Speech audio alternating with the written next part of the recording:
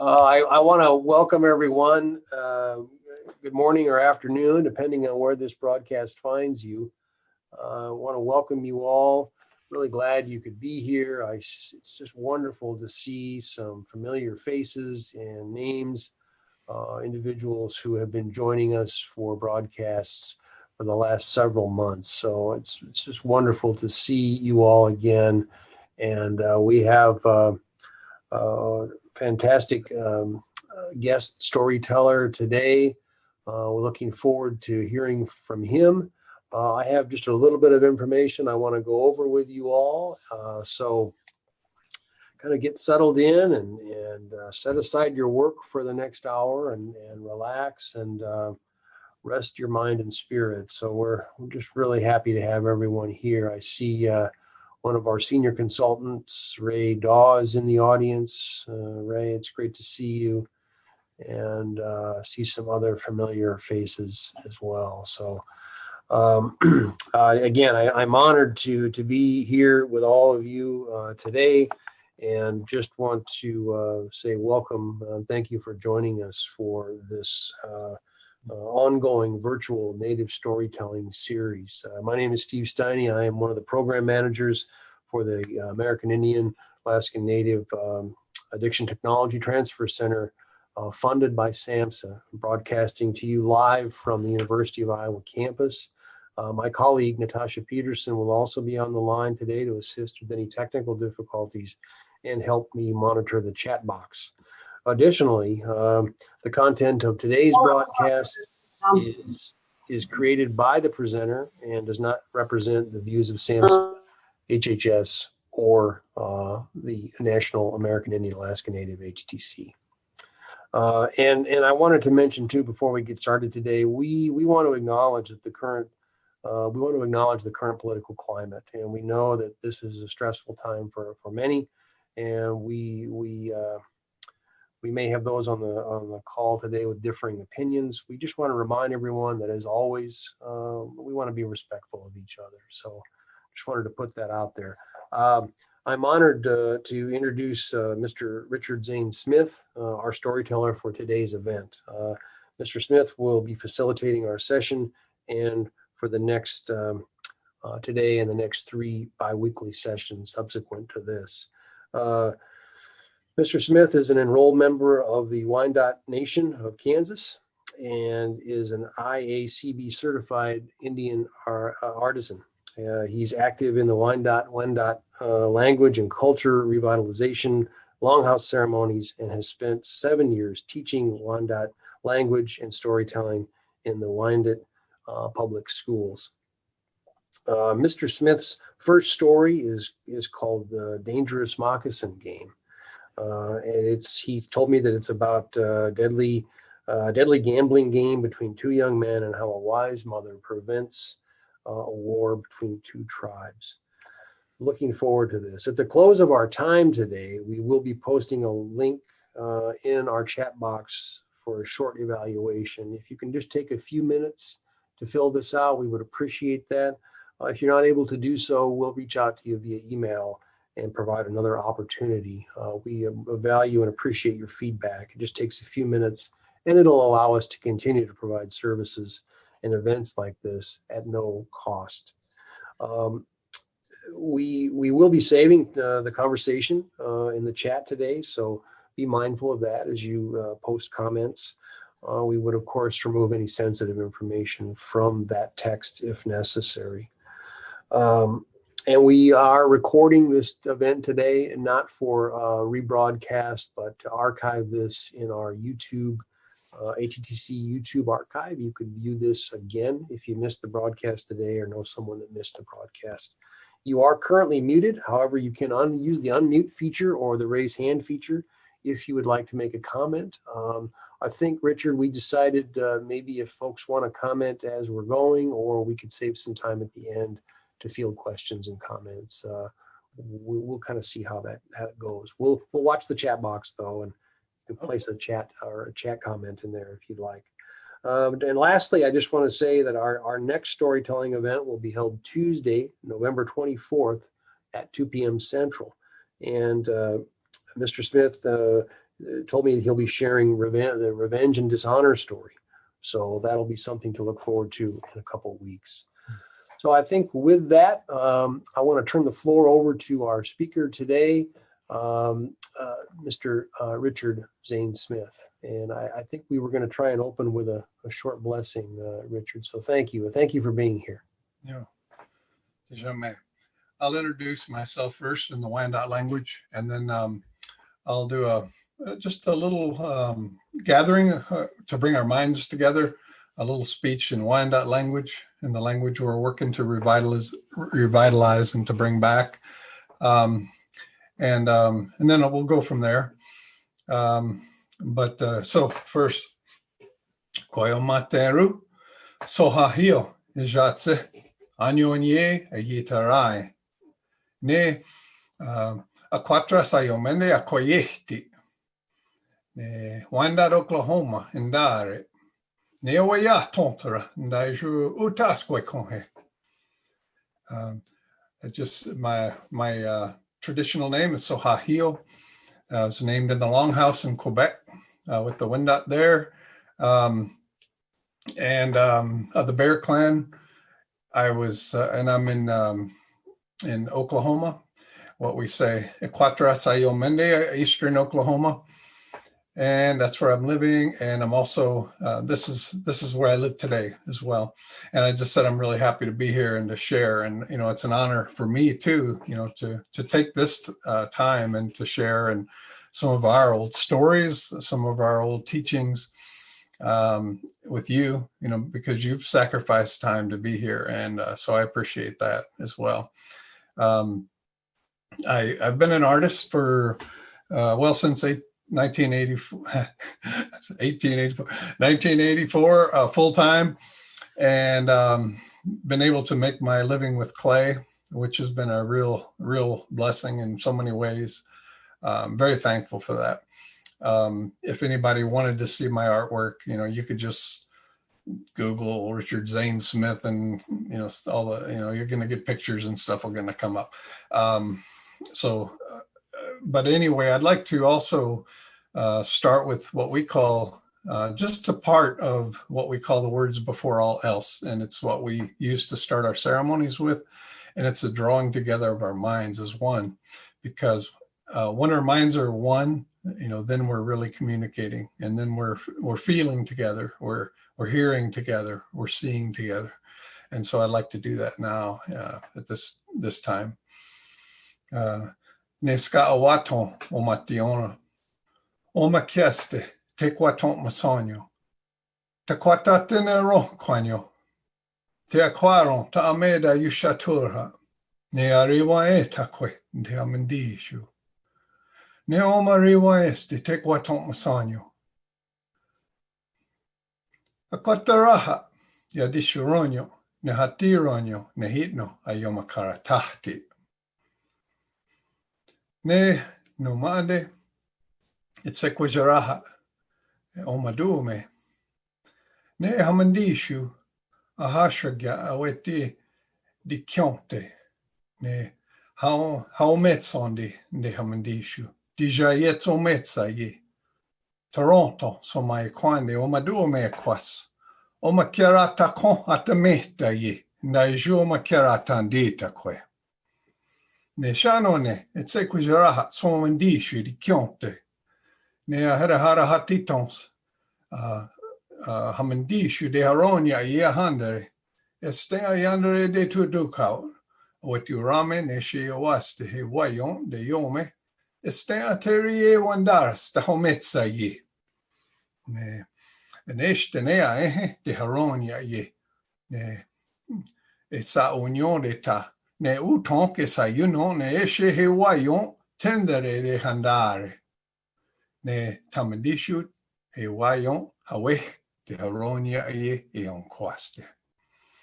I just brought our minds together as one, and I was sharing about our Mother Earth, but I was also, before I even started, I said I want to remember all those people who can't be here. Those who are dealing with different sicknesses of their own. So we leave them in the hands of the Creator. We think about them. We always do that during our speeches. We always think about those who can't be there. And when we speak of the sick, we also think about those who we feel their minds are twisted or bent, and they're not there to appreciate these cultural events and the gatherings and the storytelling that is so important to us too. So we think about those people. Maybe their minds are in another place, and so we leave them in the hands of the Creator too, and the thunders and the winds and the powers above. So, and I also talk about our Mother Earth. You know, we are grounded with her. It's our mother, you know, who provides everything, our sustenance and everything we need to survive here on this place we all share together.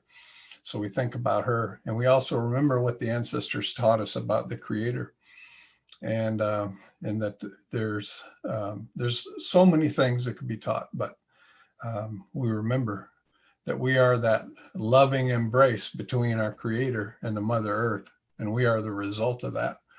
So we're very extremely important. We're not only the blend between our mother and our father this way.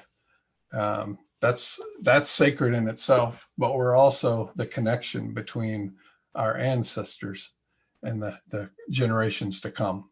So we're that meeting place. We're the place where our ancestors meet the young generation. We are the voice of our ancestors. So this is why, again, we're so important. It's so important that we're clear-minded. And so for these reasons, you know, we saturate ourselves in our culture. And every culture is so different. There is no generic Indian culture. And for those who try to make it generic, we're going to lose out, because there are overlaps, yes, but there are some distinctions. And it's good to hear from everybody, because we learn how different people see the world.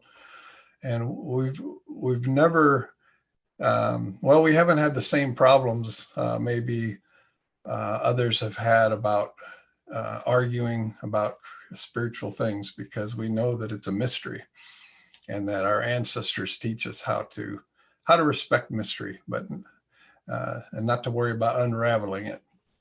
But what I'm going to tell today has to do with something that happened between two tribes. It was the Wyandot and the Anishinaabe up in the Detroit area. But I have to give a little background, because how in the heck did the Wyandot end up in Detroit? Well, because our homelands, Wendake Yehe, that's the homeland, that's the old country. For us is Ontario. So north of Toronto, all the way up to the Georgian Bay, which is the bay. Georgian Bay connects into Lake Huron. So that's the homelands. That's where our ancestors, you know, from village to village, built their lives, and an amazing confederacy that lasted for a long time. It's known as the Huron Confederacy, but we don't really use the word Huron because it's a French word that it's more derogatory. It's not really respectful. So when we talk about it, we talk about the Wyandot Confederacy, which is it at one time it was 35,000 people strong, a very large group. So I kind of have to do a little setting a little bit here, but it's got to be fast. I realize I can't give you the whole history of our people in this short time without even getting to the story. So the Wyandot people were 5 different nations who had gathered together in this confederacy up there, and they had an amazing system of keeping things in order. No prisons, just it was amazing how everybody knew their place, knew their work and what to do. It was all governed by the clan mothers. And this was a matriarchal system like no other, except for the Haudenosaunee too, who had the same system. And this we were given instruction from the peacemaker who came to us and told us how things are to be done. Another story. But anyway, So the Wendat were up there in the 1600s when the French Jesuits came out to Christianize, to basically become the bulldozer blade, to scrape the people clean, before the big mob arrived. And when the Jesuits came, they were tough kids. These guys were young men. They'd been training in France. They physically, they were tough, mentally, and they were ready for whatever came. And they really believed in what they were bringing. So they came, and immediately, they're having trouble because the strong traditionalists in our people, among our people, were not so welcoming to them. They were suspicious and cautious, but they settled in. They settled in the village, and the Wendat let them. And they also brought smallpox. We don't know if it was the Jesuits or if it was the French traders. It doesn't matter. But what happened was the traditionalists started to blame these newcomers coming in, saying, you guys brought your religion, and now you bring all these diseases as well. And the Jesuits, they're saying, we didn't bring the diseases. It's your medicine people. That's witchcraft, what they're doing. So it split the people in half. And while people were dying of smallpox, the whole confederacy started falling apart because people didn't know who to believe and who to trust. And they had never seen so much dissension. So this was a very difficult time. Some of the people fled the homelands and went down among the Senecas. And they said, I don't know what's the matter with our people, but their minds are gone, and the Seneca and some of the Mohawk took advantage of that situation of weakness, and they came up and began to take over, basically burn villages. And this had never happened before, but it was all because things were messed up during that time, the beaver wars and the greed that was coming and infecting a lot of us. So there was a split. One group that was the Christian group, they went to Quebec with the fathers. And that journey in itself is a whole nother story, and it's brutal. They made it to Quebec. They're still there. Okay. The other group went west, and they joined with the Tianantate.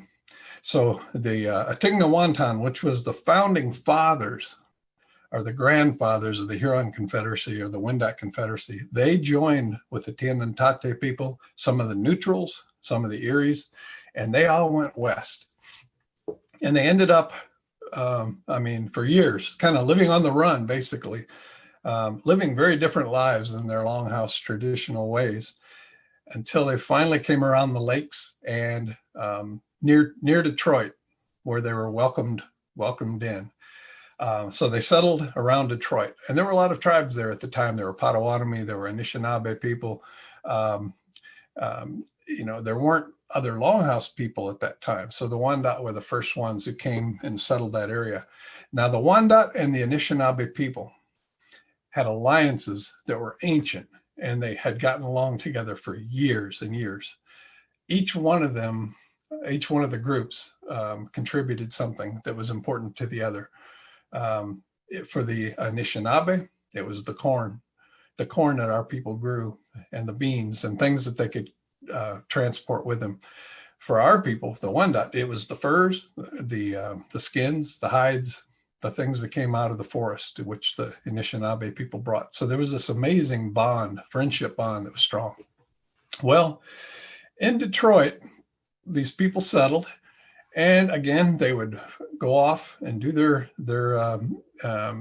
hunting and fishing, and they would come back. And in those days, being around the fort was kind of a fun place to be, because there were games, competitions, lacrosse, bowl games, moccasin games, all kinds of games. And it was a chance to dance in the evening and social dance and have time to maybe meet that girl, that you saw, the last time, and you want to meet them. So people looked forward to going to the fort, and there was all these people camping outside the fort. But because you have crowds, crowds can bring problems. And in this situation, this is a story that was an oral story that was passed down and came to the Wendat when they were forced out of Ohio, another story, and the Detroit area. and settled in Kansas. The story survived into Kansas. And it was about a Wyandot boy and an Anishinaabe boy who they were bringing back their furs to Detroit, to the fort, to see what they could get for them. Maybe they could get some ammo. Maybe they could get a kettle for their mom or something. But they were coming to trade. But they wanted to do a little gambling first. So they gathered a group. Each one gathered their own group. The Anishinaabe guys kind of came together. The Wyandot all came together in a group. They laid down a blanket, and they started by choosing starters, 2 people to start. I don't know if you guys know about the moccasin game, but I'll just kind of give you a brief in case you don't know. The ones sitting, the first ones who sat, would take their moccasins off and turn them upside down so that they're 4 in a row, just like this, just 4 in a row on that blanket. Now, the trick was one of them would be chosen to hide the ball, a little musket ball, under one of those moccasins. And so what you would do is you would go and try to fake them out. You'd put your hand under there and make it look like you dropped the musket ball under the moccasin. Okay, now there's different rules to this game too. And there were different ways of counting. So we'll use one example. 5 sticks were given to each player. This is one way the rules were taken. If a person, okay, so the moccasins are laying there, 4 moccasins, a ball's hidden, and the first person has a stick in his hand. And what he's going to do, the first one, he's going to tap a moccasin. He's going to say, "Not this one." So now if the ball is under that one, which he loses everything, that he loses his 5 points. So someone else will take his place and the bet goes on. Well, if he's right, then he gets another chance. And, but then he'll if the second choice, and he hits it, he gets 5 points. If he misses the next choice he may get 1 point. But anyway, there was a scorekeeping, to settle all this out. So these guys sat down to play. And they would, again, choose the best players, the ones that could really good with their hands, and they could fake people out. And during these these games, they'd be playing songs. And they're intense. Some of them are intense. They started out a little slower. I'll give you an example of one. This is a more mellow one. It would go,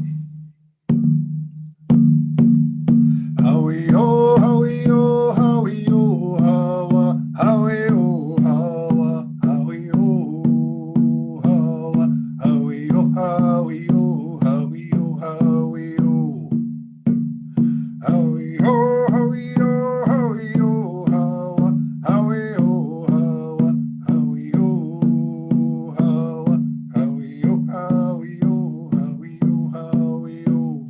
So they would just keep that up until the person played. So basically the team that's hidden the ball, the musket ball, is playing against the one guessing. So you're trying to confuse him or put something else in his mind.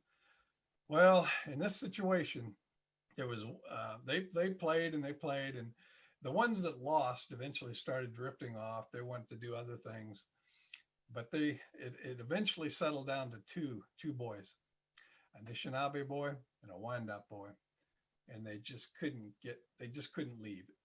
And so the Anishinaabe boy, who had been losing a lot, he finally said, "My furs against yours, your stack of furs against mine."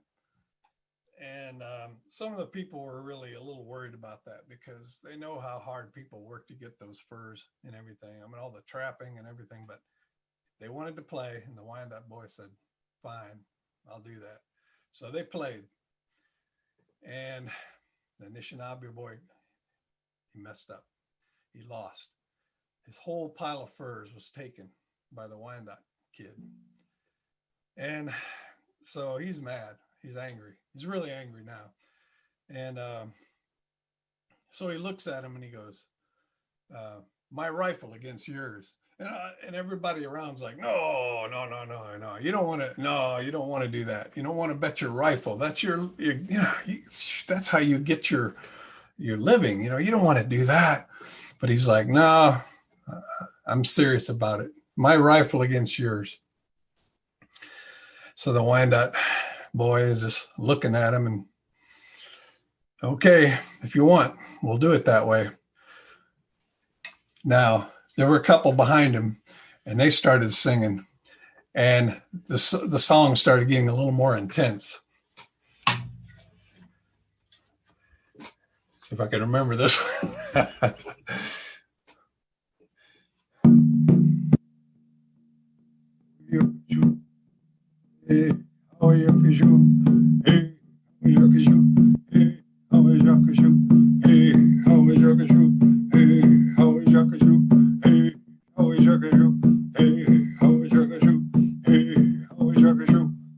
So anyway, it was just a little more intense getting those guys to play. Well, the boy lost. The Anishinaabe boy lost again this time. And the Wyandotte boy takes his rifle, lays it down. He's ready to leave. He's getting out of there. This is getting too far. Then the kid's just furious, and he goes, hey, wait. My life against your life. My life against your life. And everybody's like, no, we don't play it that way. No, this is not going to happen. Not here. There's been peace with the Anishinaabe and the Wyandotte people for all these years, and we're not going to ruin it by these young squirts, that are just hot for whatever. Their blood's boiling. We're not going to ruin that. But the kid was just adamant about it. He was so mad. He went up to the Wyandotte kid as he was walking and started insulting him and smacking him. The Wyandotte kid just turned around. So that's the way you want to play. All right, let's do it. Life for life then. Everybody's just like, they're really worried. They're concerned now. And, some of them started to wander off, but some of them ran back to their elders, back to their villages, and reporting what's going on here, because this could be a real problem. And in the meantime, the moccasins are set back out there again, and a musket ball is taken, polished up. The Wyandotte boy started.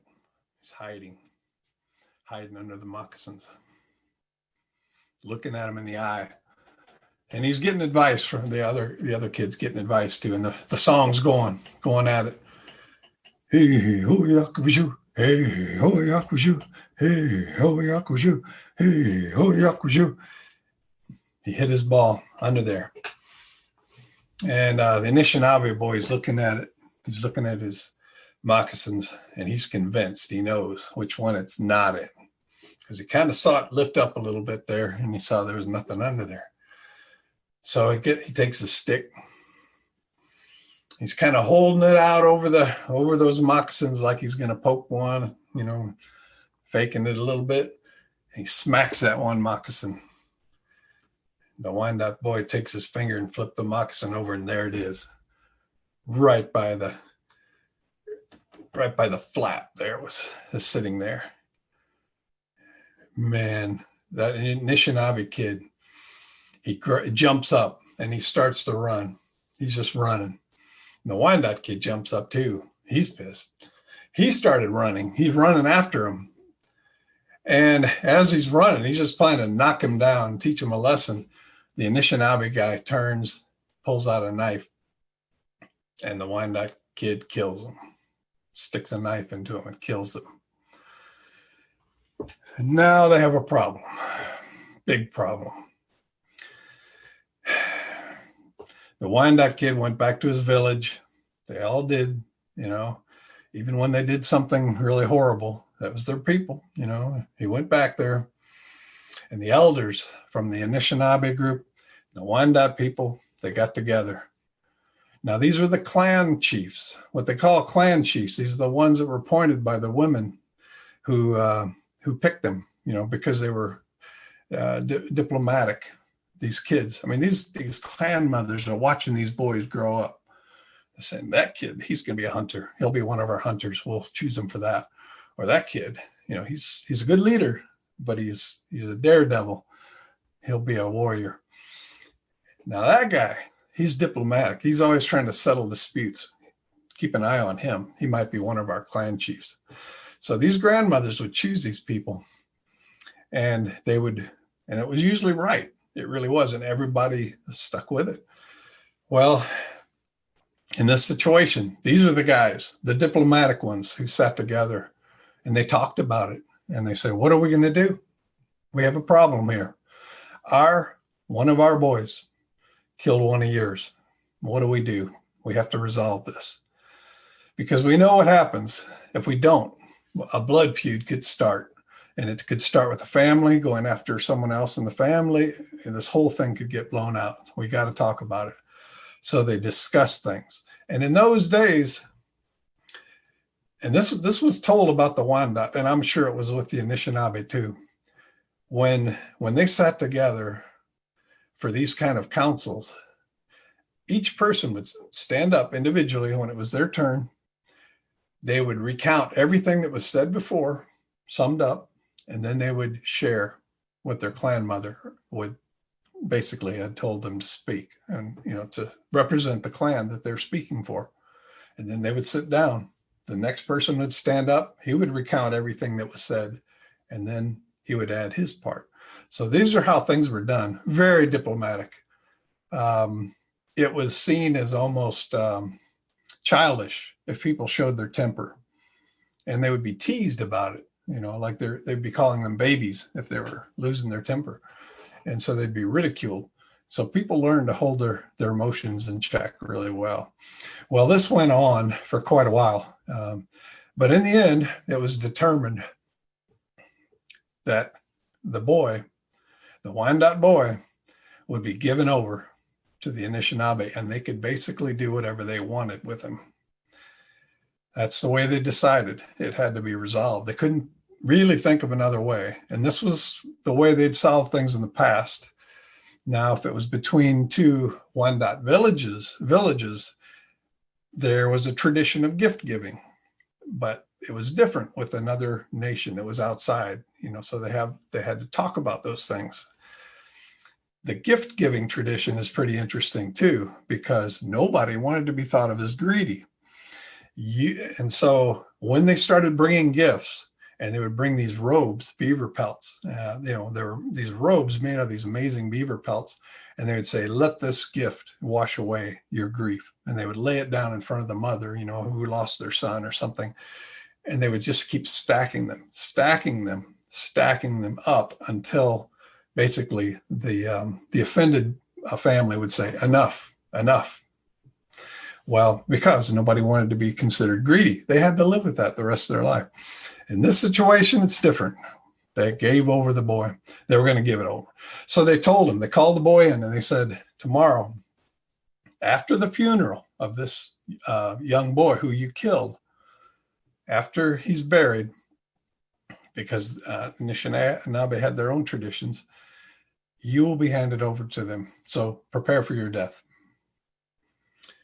Well, he went back to his own place, was sitting for a while, still angry, still upset about it all. He felt it was unfair, felt he was being treated unfairly. But he thought, I've got to do this. Well, if I'm going to go, I'm going to go with a splash. I'm going to take a few of those guys with me. So the morning of the funeral, he paints his face black, and he gets his best clothes on, and he puts a robe on over it. But under his robe, he's got his tomahawk, he's got his scalping knife, he's got another scalping knife behind his back. He's going to take out as many as he could. He thought, well, if I'm going to die, I'm going to die this way. There's a young man speaking for you right there, all that arrogance and pride. Well, so the funeral comes along, and they're going to carry that boy's body to the burying place.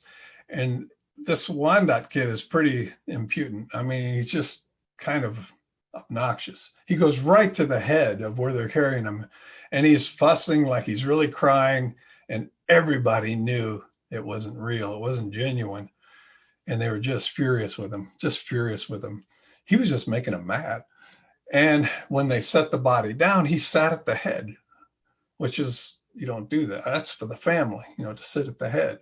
But he sat there and he's just like putting on a show of fake mourning and really offending people, but people didn't know what to do because they knew they had him anyway at the end. Well, while this was going on, the mother of the boy who was killed saw all this going on.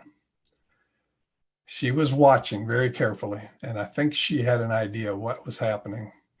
So she came up with an idea herself. She walked up to that boy who is now mocking the whole funeral and everything. And she started tearfully talking to him and saying, "Young man," says, "I just lost my son. I have nobody to hunt for me anymore. I have nobody to keep me warm in the winter by bringing me wood for the fire.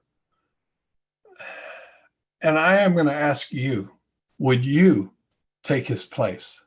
Because I will adopt you as my son. I will bring you in and you will be safe with me.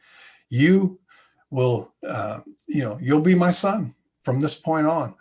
I'll adopt you." And the young man says, "Well, I'm not afraid to die. I'm not afraid of those others. But because you've acted in love, in such deep love, I will do as you have asked. I will be your son. I'll be your son until you die. And I'll take care of you all your life. I'll bring food to you. I'll bring deer. I'll bring furs. I'll take care of you in the winter, make sure you're warm. But as for the rest of those guys out there, I'm not afraid of them. And I want everybody to know that." Well, this is what happened. And this is how the story goes. A situation that could have turned into was a real powder keg, really, going on. A wise mother could overlook her own anger and her own quest for revenge or anything like that and say, "I am thinking for the peace of the people here. And I'm going to make a decision that's going to not only benefit herself, but it's going to benefit everybody." And it did. And so this is the story, one that was passed down. We talk a lot in our Longhouse about our women, and how important it is to bring that honor back, because it really has been broken. It's not only sexism isn't just systemic in the American and unnative populations. It's infected our own native people too. It's not as visible sometimes because we do a lot of lip service, for the power of women. We talk about that stuff, but it's still there. And I know that most women know that. And it's time, to bring that back, to bring back those elders, the voices of the elders, the women, and to start coming to them as grandmothers, as aunties, as, the wise women that they are, the ones who've experienced life and are life bearers. And so here in Oklahoma, we have our blackberry ceremonies. And that's in July, always the full moon, because the moon, Yadishrat, Wasonte Ye Yadishrat, the night orb, we honor our grandmother moon. But it's also the time where we honor all things feminine, all things that are feminine. And it's all night women dances. The women dance, the men sing for them. And it goes on until the sun starts lighting up that east. And you start hearing the birds singing. It's a beautiful, beautiful time. But these are all things we do to continue pushing that idea, the belief that we hold these women as sacred. So anyway, I wanted to share that story with you. It's something that I think about a lot, because these are these are situations that you can see could happen in a lot of similarities in present day situations when our anger takes over, when you want revenge, and you look for that solidness of a woman who's looking ahead, and she's looking for that seventh generation and not just thinking about how great it would feel to see her son vindicated with a death. But anyway, I guess I'll stop there. And if anyone has anything to share or to ask questions, feel free. Jamais.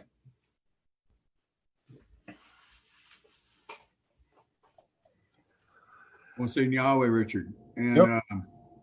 I was thinking, a lot of our stories are, kind of metaphors or allegory type, but I think a lot of people don't know about our oral traditions. Actually, a story like you told is actual history, Right. rather than just a legend. It's, these are how we keep track of our history, by telling these stories.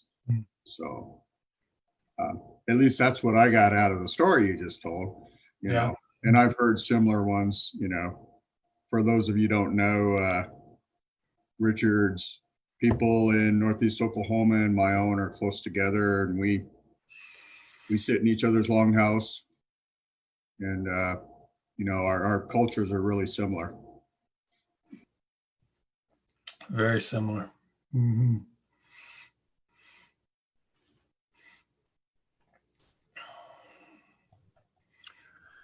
Other thoughts or comments or questions for Richard?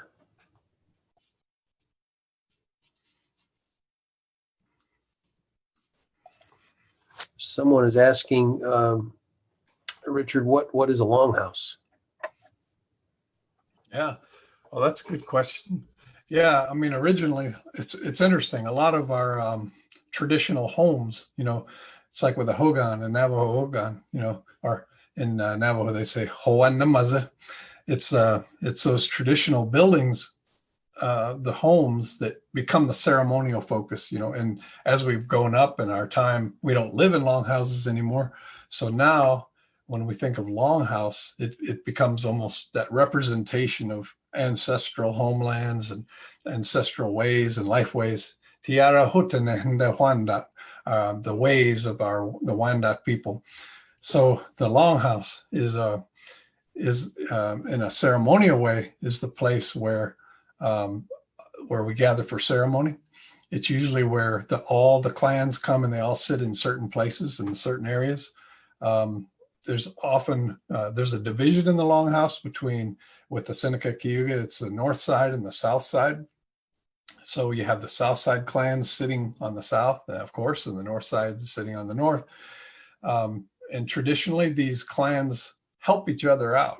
So if there's a death in the family at the south side, the north side speakers are supposed to help with that and the cooks and those who are going to do that. The north side takes care of those people, because when it happens to the north side, the same thing happens. These things are, this is the way we take care of each other. We also, when we face each other that way in the longhouse, we know that those people on the other side, those are what we call cousins. The ones who we sit with are our brothers and sisters. So they say you can marry your cousins, but you can't marry your brothers and sisters.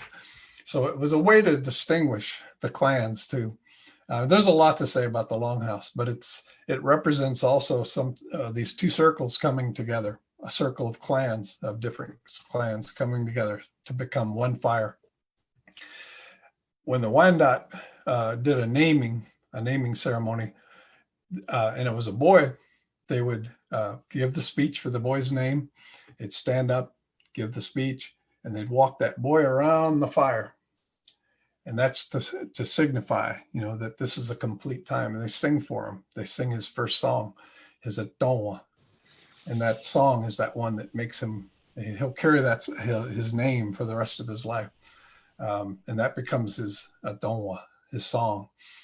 And so Longhouse becomes representational of our spiritual gathering place. I know in the Northwest coast, they have longhouses there. It's different. And so I don't know much about Northwest Longhouse. So I can't really speak to that. But this is what we think of as our spiritual center. It's like when we all come together and when we say, Niskawaton omationa, now we are of one mind coming together. This is where we gather. We put aside all our differences, even religious differences, and political differences and all these things. We come to be one mind. We dance together. Richard, Rosemary says in the chat, she said, wow, what a good way to share a lesson to be kind to our sisters and brothers. Oh, and Dion says, that was a good story. There are lessons even in loss. for sure. For sure. Yeah, I mean, just we're so happy that finally, people are telling their stories. Not only the stories that happened in residential schools and the boarding schools, but also the abuses, that women are finally coming forth and sharing, these things that have happened to them in the past, the things that broken them down. And so we're happy, that those things are coming to light, because the only way you can kill these problems, these generational problems, is to bring it to light, expose it, just like mold. You take it out in the hot sun. And so we're saddened when we hear about the abuses, but we're also happy to know that once they come out, there's healing can really start in that. And for that reason, we know we're making progress. We can stop these generational cycles of violence and abuse. I would encourage you to unmute yourself and ask a question or a comment. This is, we want to have some discussion. Yeah, I have a question. First, thank you so much, Richard, for sharing your wealth of knowledge. I'm sure you could speak extensively about everything that you brought up. But you mentioned bringing back matriarchy, and I was just wondering what your thoughts are on how we could begin the first steps towards that.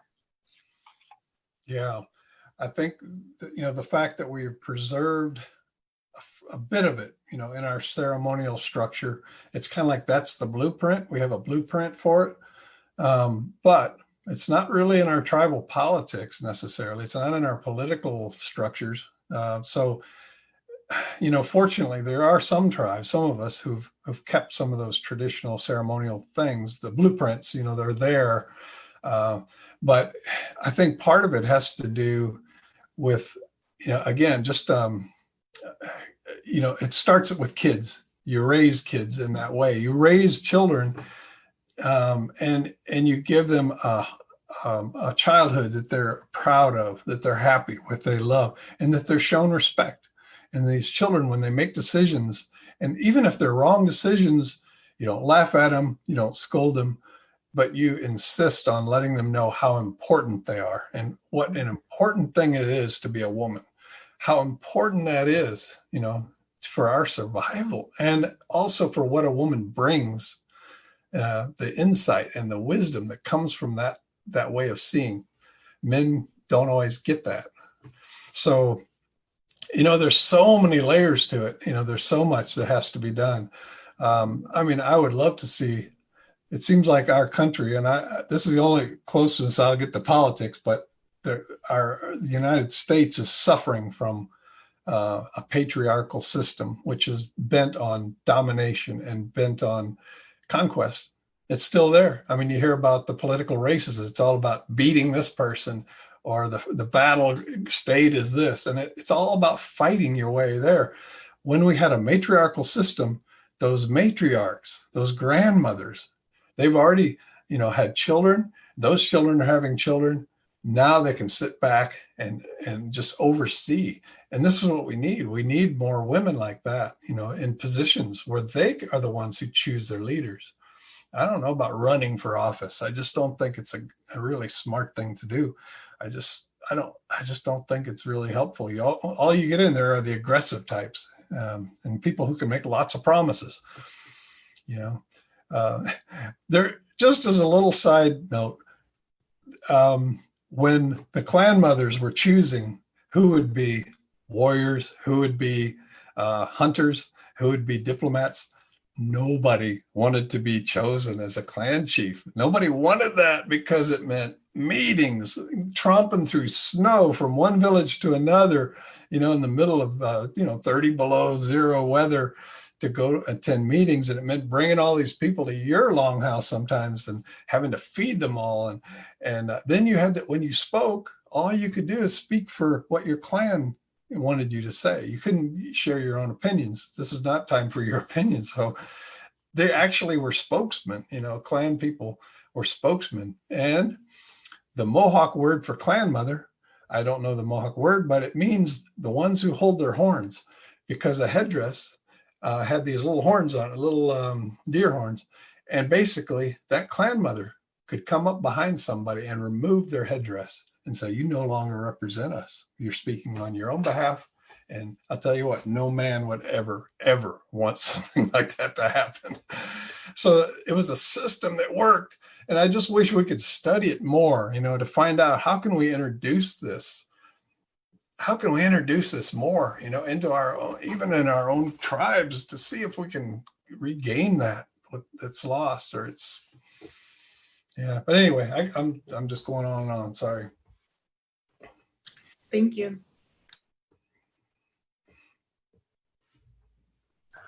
We've got a few minutes left. Other comments or questions or thoughts, feelings?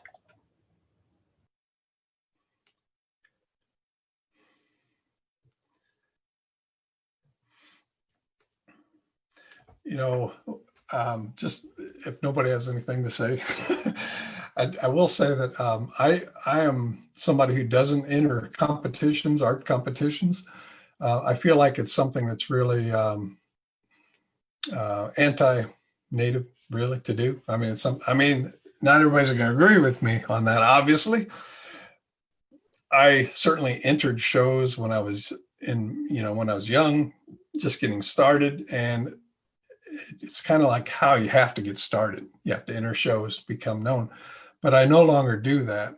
And part of that reason is I feel like it's shaping the art world, by judges. Judges are shaping the way art is being made and being formed today, whereas it's not coming from a cultural root stock. So I'm worried about those things too. Those are things. And so, I call myself a non-combatant artist. And I know there's a bunch out there who don't compete. But I'll tell you what, I was really honored when I was nominated by, to receive a First Peoples Fund award for storytelling. And for what we're doing our small attempts at trying to do stuff in this community, bringing our language back and reawakening our ceremonies. That is a traditional way of honoring. And the First Peoples Fund, they really get that. They understand that. And I wish there was more things like that, where we could just select elders, in a community and say, let's honor that person. They have proved themselves. Let's give them an honor. Even if it's just to hold a dance, let's do a stomp for that person, and let's cook for them, and and we'll get them up there and say a few words and embarrass them, and so they can go home just feeling really good about all the work they've done. We need more of that. We need more of that kind of thing.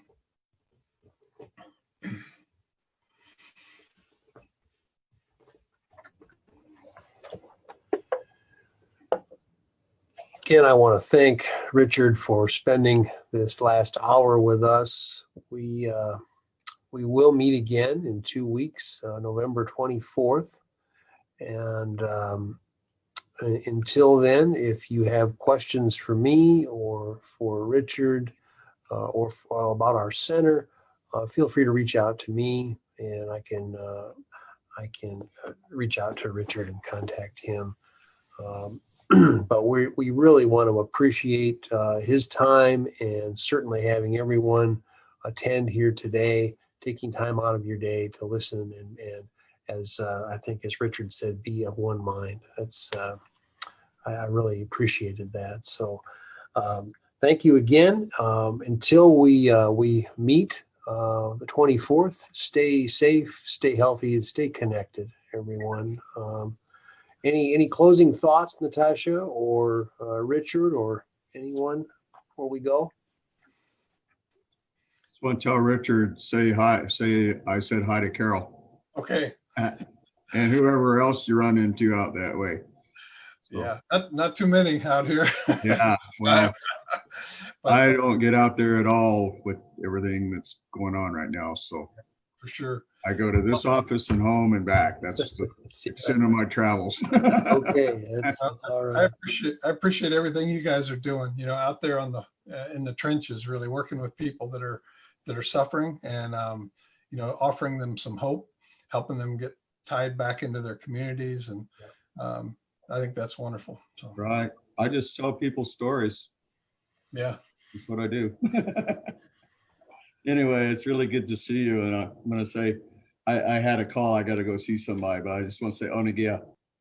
Yep. Al. Yes. Thank you again, Richard. We'll see you in a couple of weeks, and take care, everyone. Till next time. Okay. Escoye.